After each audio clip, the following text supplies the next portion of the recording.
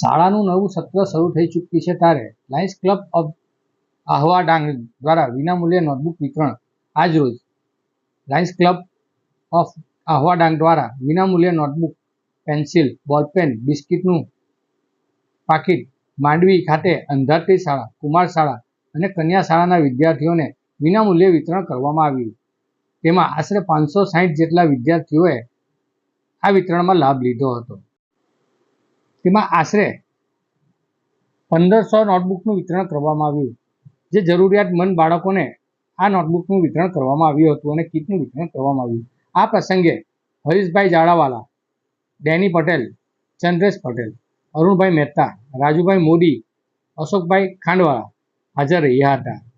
આ પ્રસંગે શાળા અંધારતી શાળાના પ્રિન્સિપાલ દેવાંગભાઈ ચૌધરી, કુમાર શાળાના પ્રિન્સિપાલ સીમાબેન અને કન્યા શાળાના પ્રિન્સિપાલ સમાબેને આભાર માન્યો હતો.